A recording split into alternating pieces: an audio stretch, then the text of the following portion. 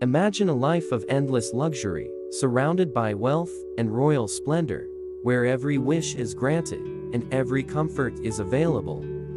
This was the life of Prince Siddhartha Gautama, who would one day be known as Buddha, the Enlightened One. But beneath the surface of this royal life lay a profound sense of unrest. Despite having everything, Siddhartha felt a calling deeper than the palace walls could contain, a quest for truth and freedom from the inevitable pain of human life. His journey began with a simple, powerful realization: the suffering that touches every person, aging, illness, and death, is inescapable. Struck by this truth, Siddhartha left behind his family and royal life, renouncing all material comforts in search of his journey through trials, intense meditation, and deep reflection led him to uncover a path that would transform not only his life, but would become a guiding light for millions. Join me as we explore the extraordinary journey of the Buddha, a path from prince to enlightened teacher, and a story that has inspired hearts and minds across centuries. 1. Queen Maya's Dream and the birth of Prince Siddhartha. Night. Queen Maya of the Kapilavastu kingdom dreamt of a six-tusked white elephant descending from the heavens and entering her right side. According to the customs of ancient India, this was considered an auspicious omen, signifying that she would give birth to an extraordinary child destined to become either a great sage or a powerful king. King Suddhodana and Queen Maya were overjoyed and prepared with reverence for the arrival of their child. When the time came for her to give birth, Queen Maya returned to her homeland, as was the custom. On her way, she paused to rest in the Lumbini garden, where, beneath a sala tree, she gave birth to Prince Siddhartha Gautama. The birth of the prince brought immense joy and celebration to the royal family and the people. The prophets predicted that if the prince stayed in the palace, he would become a great king, but if he renounced worldly life, he would become an enlightened one, bringing wisdom and peace to humanity. 2. Growing up in the palace and a life of luxury. Siddhartha grew up in the royal palace of Kapilavastu, surrounded by the care of his father and the finest teachers, with the expectation that he would one day inherit the throne. King Suddhodana had 3 palaces built for Siddhartha, one for each season. He received a well-rounded education in martial arts, governance, arts, and philosophy. On reaching adulthood, Siddhartha married Princess Yasodhara, and together they had a son named Rahula. Despite the luxury and abundance surrounding him, Siddhartha felt an inner dissatisfaction, as profound questions about life troubled his heart.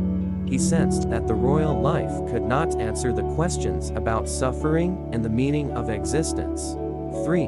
The 4 encounters and the decision to leave the palace. One day, Siddhartha asked to venture beyond the palace walls to witness life outside. On his journey, he encountered 4 sights that are now known as the 4 signs, or 4 encounters. These sights left a profound impact on him. The old man. For the first time, Siddhartha saw an elderly man with wrinkled skin and a hunched back. He realized the impermanence of youth and health. The sick man. Siddhartha saw a frail, sick man suffering in pain, leading him to reflect on the fragility of human life and the suffering caused by illness. The funeral procession. The sight of a corpse at a funeral procession made Siddhartha realize that death is an unavoidable fate for everyone. The ascetic monk. Finally, he encountered a monk with a peaceful, serene face. Siddhartha realized that there might be a way to transcend suffering.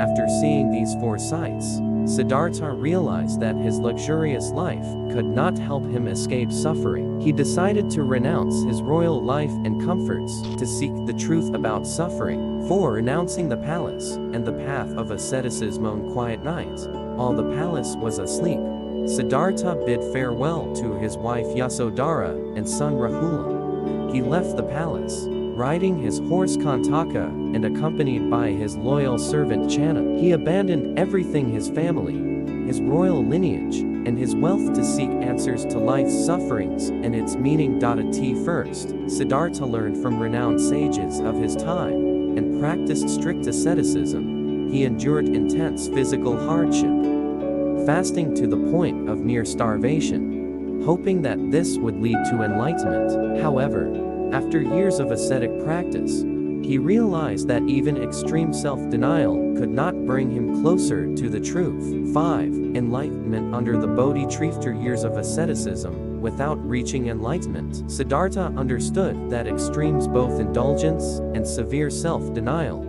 were not the way to true liberation. He discovered a path of balance between these two extremes, known as the middle way. With renewed determination, he decided to meditate under the Bodhi tree near the banks of the Naranjara River. He vowed not to rise until he found answers to suffering and the path to end it.